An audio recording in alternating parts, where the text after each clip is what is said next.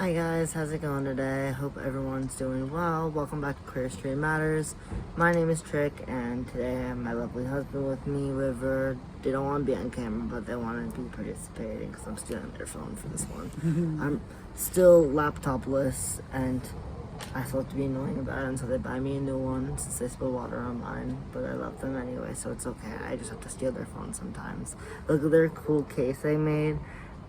Similar versions of this case is available in print form.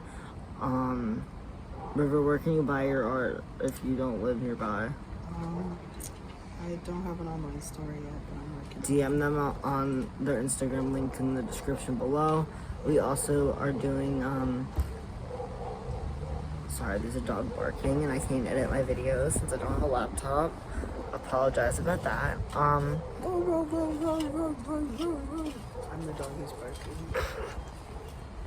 Anyway, you're good, no worries. We just finished up Artist Alley last weekend. That was a lot of fun, and we might be doing another similar event soon for the Christmas/winter season. So there's also cars. Stay tuned for that. Hopefully we'll be doing something fun soon, but details will be coming later, so as we're still working on finding a venue and all that, and like a good date and the right vendors and all that stuff. It's still very early on in the works, but yeah, stay tuned for that. We also worked on some new prints and zines that are coming out soon, so stay tuned for that. And we have merch coming soon, very, very soon. Queer History Matters merch. So far, only a handful of people have gotten it, but we are hoping to roll it out for your purchase very, very soon. It's still in like the work in progress phase, but we have some early prototypes, so that's very exciting. But yeah, I just wanted to check in with you guys today and read an article that has been gaining some traction recently online, and I wanted to read myself. It is about being trans and the relationship between a transgender child and a cisgender parent. It is written by a trans woman named Marley. She was the host of New York City's T-Boy wrestling event a couple months back, or a couple weeks back. I don't know when was that, River? It was like early September.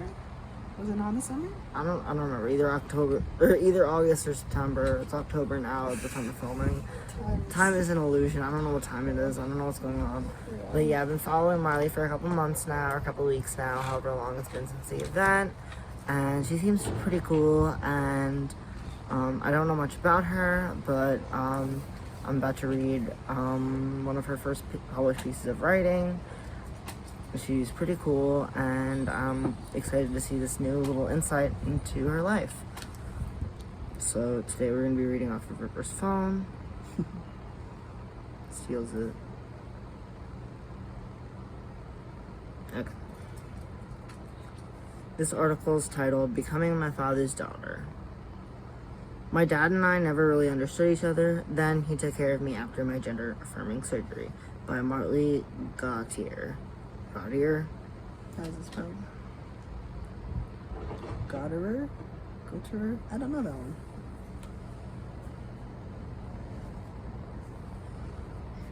It was published on October 2nd, 2025, and this is the picture that accompanies it, courtesy of Marley's dad. River, look how cute they are. Oh, his smile. They're both so cute, they have the same smile. Alright, so this is from Marley.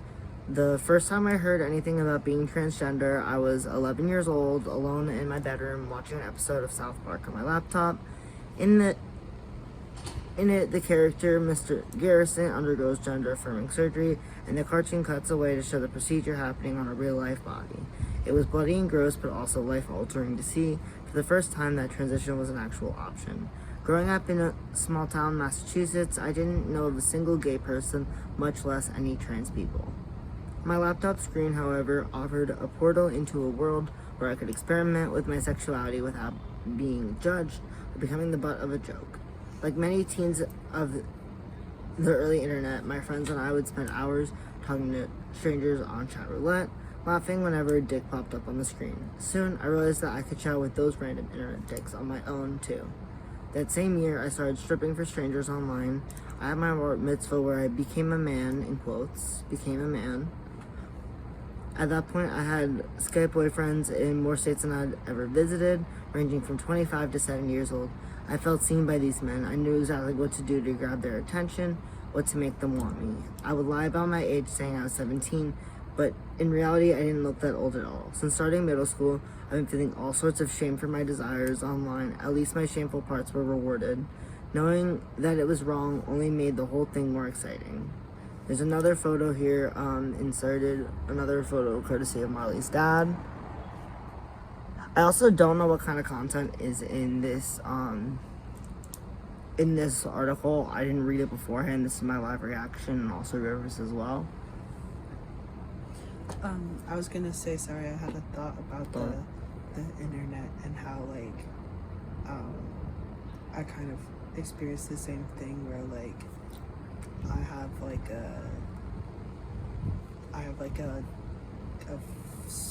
not super close family member who's trans, but I didn't even know she was trans until, like, closer to when I figured out I was. So for the longest time, I didn't really know it was a thing until the internet either.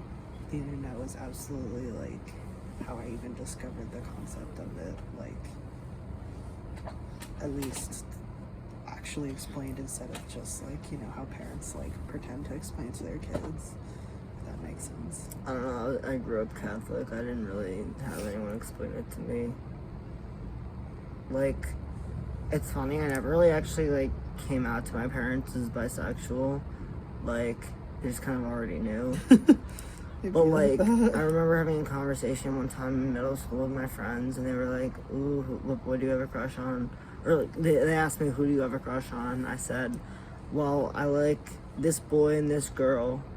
Like, in terms of boys, I like this, and in terms of girls, I like this. And they're like, you like girls? And I'm like, you don't? Oh, no. Oh, no. And that's when I realized that some people were gay and some people were straight and not everyone was bisexual. The headache that ensued afterwards. It was just, it was so embarrassing. It was so embarrassing, bro. Like, I'm still blushing about it, thinking about it like 13 years later. It was so embarrassing. Oh my god. But, yeah. No, I already, like, knew something was wrong for a long time. What's not wrong with you? What do you mean something was wrong? Something was wrong.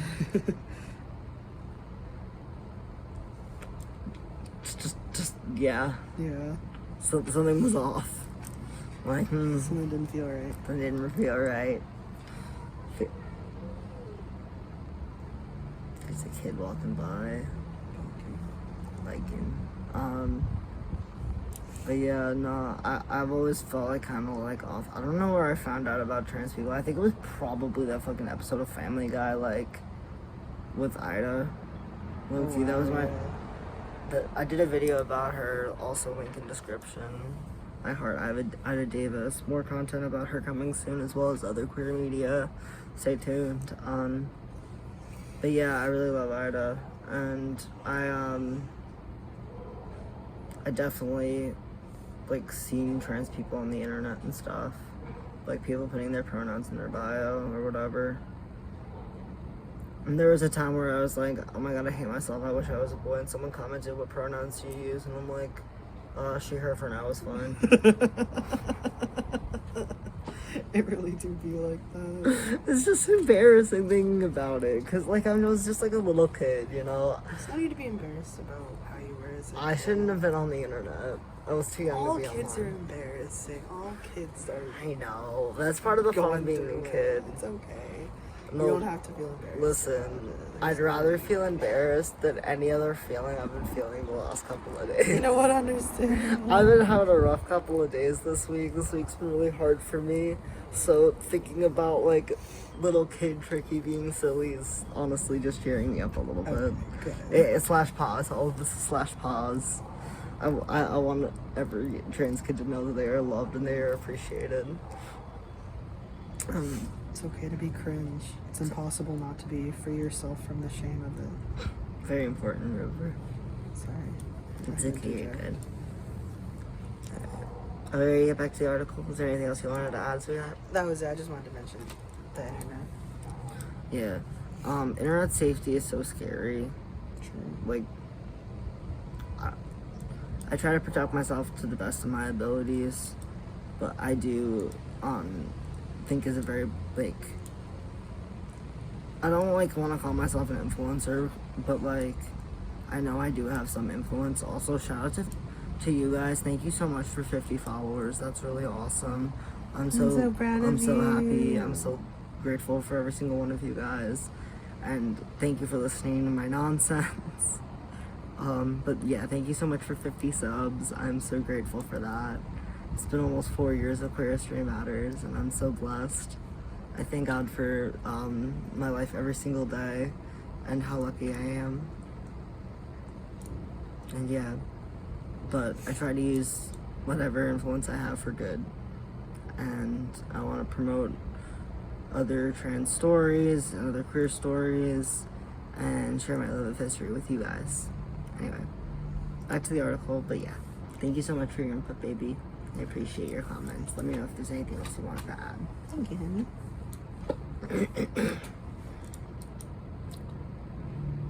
Alright, more from Marley. The experimenting I did in real life didn't go over as well. My dad once came down the stairs while I was dry humping with a boyfriend on the old leather couch in our basement. He caught a glimpse of us before we could fully pull clothes back on. For a reason I'll never understand, he cradled a bottle of shampoo he was carrying, looked at us, and sang, "Shampoo baby, shampoo baby." He walked back upstairs, continuing his song, "Shampoo baby." My dad had a habit of joking his way through uncomfortable situations, but in that moment I wished for anything else, for him to tell me what I was doing was okay, or even pretend he hadn't seen us. I first came out to my family when I was 18 at dinner while we were on vacation seeing The Wolf of Wall Street at the Grove in Los Angeles, where dreams are made of. I didn't plan on making any grand declarations to them that night, but when my dad and brother began harshly to disagree with my mom, who felt like Margot Robbie's bathroom scene was extremely gratuitous, I had to take her side. Can't you see how that scene could be misogynistic and make someone uncomfortable? My dad smirked. I really liked that scene. Actually, it was cool, he said, about a naked woman in a bathtub. Overcome by frustration, I blurted, "Well, you obviously don't understand the extent of what other people go through. Some of us experience things differently, like those of us who are queer or genderqueer." Words I had learned just a couple weeks prior during my first semester at a liberal arts college. That was it, my implied coming out. It wasn't direct, but the message was clear. Something was up with my gender and sexuality that hadn't previously been said out loud. At the time, I wasn't sure who I was, so those identities were the closest I could verbalize to a truth. My family's silence was broken by the waiter bringing us the check. The topic changed. I was ignored. Oh. This is another post, another picture of the two of them. Bro, that's so awkward though, coming out. No, my and it's mom like, did the same thing. like, Why it's not do even people just ignore you? acknowledged. Yeah. Like, to be fair, I do, like, I my sent my parents mom an are- email and she didn't respond back to me for like 3 business days. I did the email thing too, and my sibling, who also ends up being trans, was the first one to respond and was just like, "Okay, cool. Thanks for letting us know." I love in the Skylar. chillest way. My It was little brother Jack was so delightful. chill. I came out to him all high as fuck on Benadryl when I was like 14, and he was like, "Okay," and then we kept watching TV. I didn't exactly say like I'm transgender. I was like, "Hey, could you just treat me like your brother instead of your sister?" And he's like, "Okay." I love Easy my enough. little brother. He was like 8 at the time. He's such a sweetheart. He's literally my best friend ever. Kids are the ones you really actually have to explain it to the least. No, literally, Jack is literally, I want to be him when I grow up, and he's younger than me. He's the supervisor of El Toro at Six Flags Great Adventure, and I'm literally so proud of him for getting that promotion and for following his dreams. He wants to be an engineer, and he's going to college soon. I'm so proud of him, and I'm so proud of my little sister, too. She's away at college, too. She's going to Syracuse right now, and she's studying marketing, and I'm so fucking proud of her. I'm so proud of both of my siblings. I'm so proud of both of your siblings, and I love my family, and things are gonna be okay. It's true. It's all gonna be alright.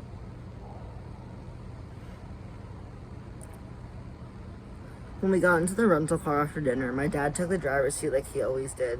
He became stoic instead of giving me the love or support I craved. I couldn't hold my frustration and sneered, "You're all so ignorant. You don't get it. Y'all don't get me. Or you don't get me." My brother fell silent. I grunted, "Why can't you all understand?" In the driver's seat, my dad finally offered his defensive rejoinder. "Well, you never asked my gender. Shampoo, baby." I began to medically transition 4 years later while I was living in Los Angeles trying to break into television and comedy. I didn't have many close trans friends during that time. Every month I'd go to the Altadena Planned Parenthood for hormone replacement therapy, store sperm at a bank in Beverly Hills, and get head-to-toe laser hair removal. I paid for all of it out of the pocket from the money I made directing TikToks for pop stars and walking the World of Wonder founder's dog. My insurance covered... What's this, River? Bupkis. What's that? It's a Jewish word, I believe. It means nothing. It ain't cover shit. Ain't cover shit. I was going through this process completely... Also, sorry, I meant Hebrew word, but like, I mean, I've heard Jewish people say it, so I don't know if it is Hebrew, but... If anyone knows, let me know in the comments below. I was going through this process completely alone. After each laser appointment, I would sit on a stoop outside of the clinic and weep as cars rushed onto the freeway, knowing I had to endure all that pain just to feel more at home in my body. During one of these sob sessions, my dad called. I told him I wanted to get gender-affirming surgery. Somehow his response was slow and thoughtful. He told me that he started solo therapy for the first time and shared a memory from his own youth. While on a ski trip with his family, he danced for another man for a fun competition. My scandalized grandmother went up to my aunt and slapped her in the face, saying, "How could you let him do this?" Here's another photo, courtesy of Marley's dad. My heart hurt hearing him open up about his own fear of being judged for straying from gender norms. He launched into another memory. When you were about 14, I came into your room and asked what you were up to. You told me you were chatting with strangers on the internet. To me, it was a cry for help, but I didn't know how to respond, so I left you there alone. For years, he said he'd been living with the regret of not asking me more questions, not putting a stop to my relationships with these older men. Shampoo, baby. It turned out I wasn't the only one holding on to the shame that the parasocial perverts I stripped for elicited in me. Shortly after this breakthrough, my parents got divorced. I did not take it well. I grew up believing that my parents' love was one to strive for, but my queer urges were to be repressed. Next time I saw my dad in person, we took shroom chocolates together in the bridal suite at my cousin's wedding. The drugs brought back up all the anger I had over how he handled my closeted teen years and my coming out, and I broke down. I bawled and yelled and accused him of not protecting me. Where were you? I howled. I needed you. Other family members awkwardly popped in and out of the room, giving us a wide berth. In the past, my dad would shut down or get angry when challenged. This time, though, he hugged me and listened as I dealt every time I felt like he let me down as a child. Aww. Honestly, yeah, sometimes just listening is half the battle. Like, you don't even have to, like, Absolutely. apologize or try to justify it. Just be like, listen, I know I'm saying I'm sorry is apologizing, but, like, just be like, I'm sorry. That sucks. Genuinely, sometimes, I'm sorry, that sucks is all your kid wants to hear. I definitely remember having those arguments with my mom growing up. My dad as well, but not nearly as much. I feel like it's hard, especially as the oldest daughter, to grow up, because you're kind of like when you're living with your parents and kind of like taking on that like older sibling role of like taking care of your younger siblings and, you know, trying to fill in that role of trying to be who you're trying to become, you can tend to lose yourself and tend to like turn into each other almost. Like I definitely feel like when I was younger I acted more like my mom, and then once I moved out I started acting a lot more like my dad. I get that. I don't know, it's weird. And I definitely had those arguments with my parents about them not protecting me as much during my teenage years. But the main thing for me, at least, is I don't want to dwell on the past. I want to talk about it, heal from it, and move on with our lives. And I definitely think that talking about it is half the battle, but also not dwelling on it and that guilt and living in that guilt is not going to help anyone. You need to be able to learn from your mistakes and do better for your future children and protect other future children, and also to And because if you don't process what you did, you're not going to be able to get over it either. That too. And if you just sit in guilt, you're not helping anyone. Definitely. Sorry, what was I saying before? We talk about processing and like talking to your kid and making sure you're protecting other kids. And Yeah, I was talking about like protecting other kids, and I think that like it's important to acknowledge what you did, and it's best to like not dwell on the guilt, because neither you're gonna process it if you're both dwelling on it. But it's also important to have those difficult conversations. Like half the battle is having the conversation, and half the battle is like learning to do better. But part of the process is to actually do better. And like for me, I know that looked like, you know, doing better for my siblings, making better choices as parents for like my younger siblings, and like learning from their mistakes, as well as helping me make better choices as I've gotten older, going to them for more advice. Like without their support, I definitely would have been able to come as far as I have, mentally, spiritually, physically, financially, all that shit, without my parents as well. So it's very hard because we have very complicated relationships sometimes, but I feel like having these honest conversations is the most important part. And there's definitely healing that can come from it. But the hardest part is definitely this part, is like the arguing and the frustration and the anger. But it's important to feel those feelings because when they come up, because it's healing with your relationship with your parent or your relationship with your child is never a linear process.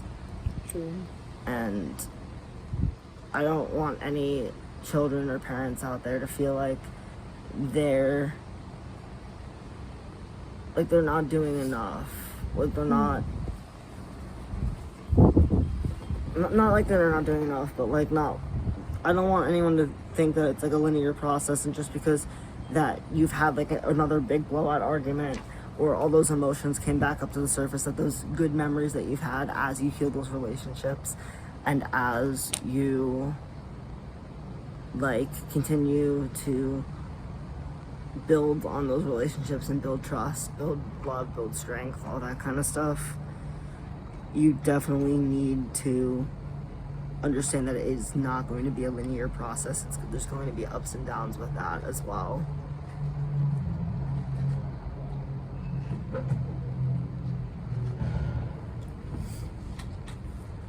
Marley writes, we stayed connected in the months afterward, talking on the phone once a week, more than we ever had. My dad moved past his typical chatter about sports and jam bands, opening up to me about dealing with loneliness, depression, and his dating woes. I was hormonally all over the place and not equipped to deal with my own problems, let alone help my dad puzzle through this newly single era of his life. I have a lot of friends. I finally told him, if you want to be in my life, I need you as a dad. He told me about feeling unable to express his feelings to his own father when he was dying, and said he didn't want to continue the cycle with me. He needed to change. But I sat alone in my depression, hating my life in LA. My anger towards my dad still festered. He hadn't protected me from online predators in his own home. He neither shielded me from toxic masculinity nor encouraged my femininity. Why had he been so hands-off with me all those years, and why was he just getting vulnerable now? I tried to take a step forward by moving back across the country closer to my family in New York and settling into a faster pace of life, working during the day and performing at night. Soon after the move, a man I met on the app threatened me with a gun and sexually assaulted me, and suddenly this bright and shiny new chapter of my life was over. I was diagnosed with HIV a month later, which presented me with a whole new set of healthcare challenges, ones that scared the living shit out of me. I was living with so much shame and guilt after being diagnosed, and thought that if I could keep that pain from my dad, I could hide it from myself too. So I began to ignore his calls, but when I finally got an appointment for facial feminization surgery in May, I found myself running to the phone to share the good news with him. He had just moved out of an apartment into a new home back in Massachusetts, and he offered me to come stay with him and recover in the spare room. Overcome by the gesture, I told him about my diagnosis, then caught myself. Was this revealing too much to him too soon? I quickly hung up. My dad showed up to the hospital before I arrived at 5 a.m., his white polo completely drenched in sweat from nerves. I smiled as he took my suitcase and carried all my bags. I hugged him goodbye outside the elevator on the way to the operating room. When I woke up wrapped in bandages, delirious and still nauseous from the anesthesia, I could hear my friend Michaela showing my dad a cut of her new music video in which I play a clown stripper. He laughed, telling her that I clearly got the performing chops from him. For the next 24 hours, my dad helped me use the bathroom, sketched out a perfectly spaced medication grid for the next 2 weeks of my pain relief regimen, and communicated with the hospital staff when I was too swollen, tired, / out of it to speak for myself. Bro, sometimes it's like the shittiest, most like unlucky, unfortunate situations where people like it always sucks that like something bad has to happen first, but it will bring people together. Like sorry, I'm trying not to cry either because No, it's okay. Share your thing, baby. It's okay. Share your thing, love. No, but it's totally true that like getting hit with like trauma like sexual assault and then the trauma of an HIV diagnosis, like so close together. It's so scary. That's like I can't even imagine how terrifying and just hurtful and yeah, just like I'm not gonna call you brave because you went through it because you shouldn't have had to, but fuck, you survived it.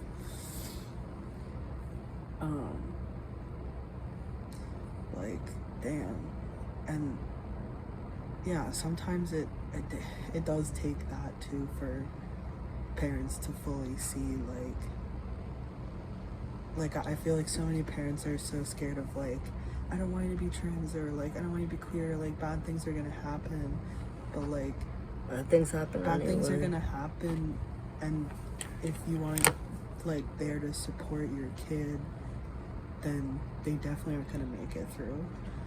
We need you for the good and the bad. Bad things are gonna happen to kids like no matter what, and do you want to teach them to just like be okay with walking on eggshells their whole life, or are you going to be there for them when the world is cruel? Like, it makes a difference. Definitely. It does. And at the end of the day, like, you'd rather your kid be happy for 90% of their life than miserable for 100. Like, I don't know, man. Yeah. That's just my thoughts. But yeah, stuff like that, it really will also help you see what like you have in life that you maybe didn't realize or weren't in the position to accept. Because it also, something that she mentioned earlier in the article was like, after your parents sort of start becoming accepting, you get like this other wave of anger of like, well, why didn't you do this earlier? Like, what took you so long? And it just like, it's so hard to not, like the anger is so, I feel it all the time too, where you're just, like, it's so hard not to be angry at the way people mistreated you. So,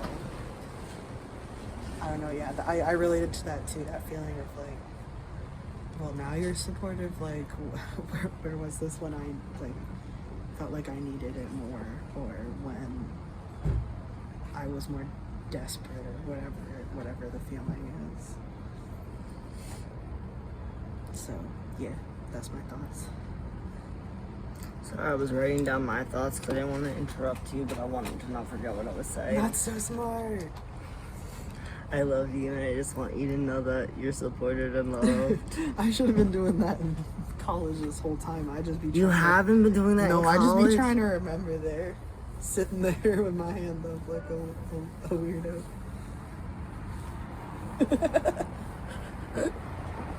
Are you okay?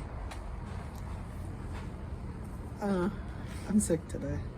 River's having a sick day. They're not feeling good. Their tummy hurts. It's not been my day.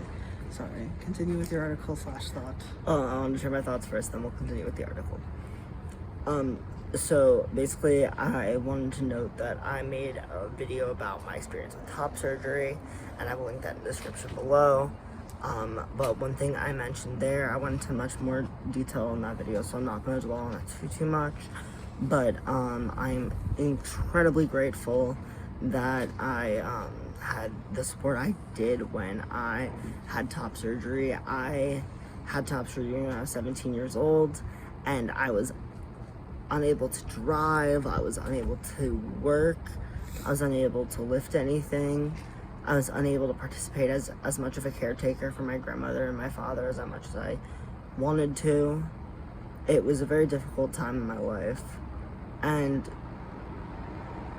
because of the time I got my top surgery, it was during COVID, and it was before the vaccines were really available, and one of my support systems at the time worked at a COVID ward, so that definitely did not help with me having the support I needed.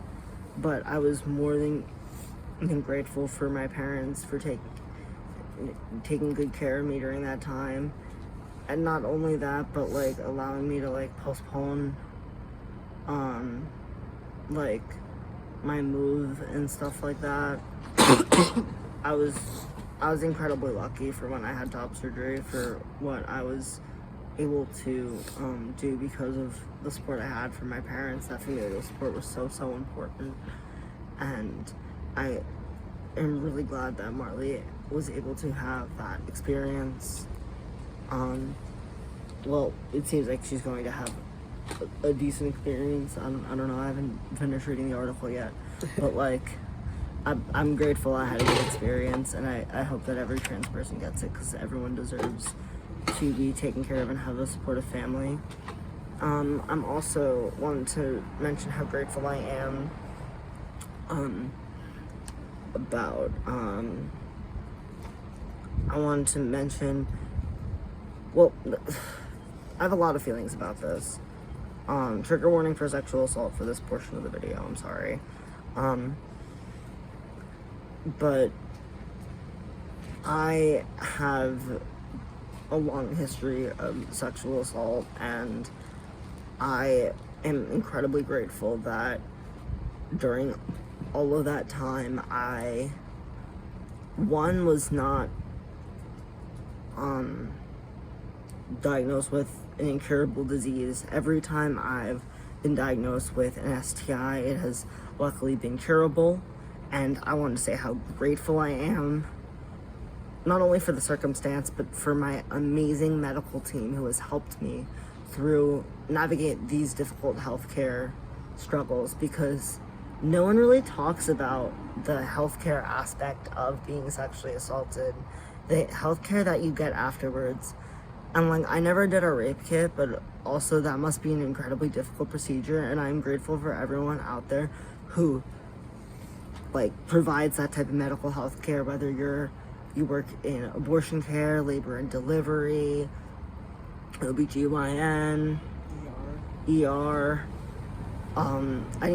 anyone who works at like Planned Parenthood, that kind of stuff, any like type of sexual health clinics, anyone who does STI testing and HIV testing, anyone who educates people about PrEP or PEP, or gives out things like condoms, or prescribes birth control.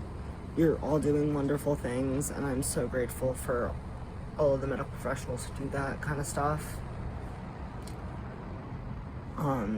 And Marley, if you're watching this, I'm so sorry that you went through such a difficult experience, and I'm here for you, and I love you, and I am proud of you. And what else do I want to say, River? That's all that you wrote down? I didn't write very detailed notes. I wrote some stuff, but not very detailed notes. But yeah, TLDR. Oh yeah, and I wanted to say thank you to Marley's healthcare team for taking good care of her during not only the HIV situation, but also with the facial feminization surgery. That's very slay and cool, and I hope that everyone who performs healthcare to trans people or any type of healthcare, honestly, shout out to all healthcare professionals, straight up, but especially those who take care of trans people. You will forever have my heart.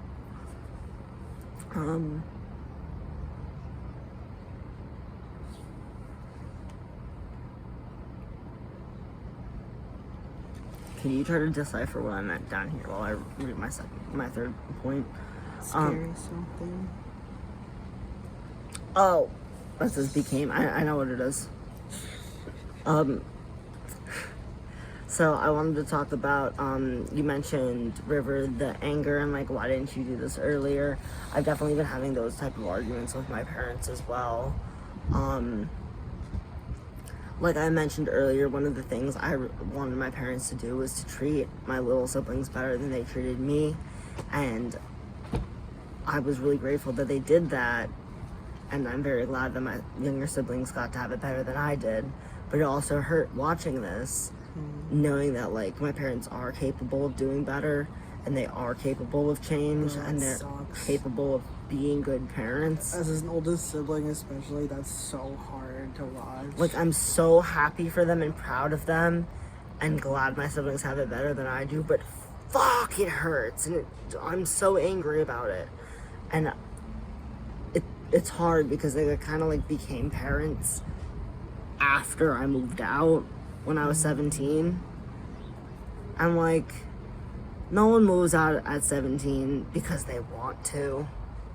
I was terrified. It was so fucking scary. I was scared shitless. It was so scary to not have that familial support. Well, I did have familial support. I moved in with my grandmother, but like when I reconnected with my parents a couple months later when my grandmother started having health problems, there was a lot of arguments, a lot of tension, a lot of pain. And while I'm really glad that I'm able to have the type of relationship I have with my parents today, there was definitely a time where I didn't talk to them, and it sucked. And like, there's definitely a feeling of like, why didn't you do this earlier? But I am really proud of them for everyone who's doing better. And parents, just know that even when your kids feel that way, we are still happy that you're doing better. Please keep doing better. Don't think that your work isn't worth it. I Please. think that's another really important thing is like, for parents or like any family members that are sort of dealing with like trying to figure out how to support or understand their queer children, and like at the end of the day, understanding should come second to supporting. Or Yeah, like, support. or at least supporting should always come first. Support Even should if you always come don't before understand. understand. Even if you don't understand, Like, you can still support your kid. One of the most comforting things my dad has ever said to me is, even if I will never get it, I will always support and love you. Shout out to Craig. And I appreciate those words more than any attempt at actually trying to decipher or make me explain my gender or my experience. And I try. I'm not always good at words, and I appreciate people asking, but I don't know. I think at the end of the day, like, so much of it is going to be awkward, and you're gonna feel embarrassed and ashamed or angry or confused, and you need to just like, you have to sit with those feelings and not put them on your child, because they're gonna feel, you're both gonna be feeling angry, and like, I don't know. At the end of the day, you have to be able to grapple with your own guilt and not put that on your kids either. Because like, we just want your support. We just want you to care and love. We don't want to hear about how. I don't need to hear you say 10 times over how you're sorry that you did wrong or blah blah blah. Like, just keep doing better. Just keep showing me that you do care now, and that I don't have to bend over backwards or worry about that time period becoming a reality again. Like, just, you don't carry the shame and the embarrassment a little bit. Deal with it, cope with it. It's not, I'm not gonna pretend it's easy, but I think again, that's part of showing support is I'm not gonna put my anger, confusion, or blame or guilt or whatever it is on you. And that has to happen through all steps of the journey, I guess. That's what I'm saying. Does that make sense? That does make sense. I gotta pee. Sorry to interrupt. It's okay, you do your thing. I will make my small appearance. My vape fell on the floor. This is so sad. Floor vape. My floor vape. River, make me clean that when you get back up here.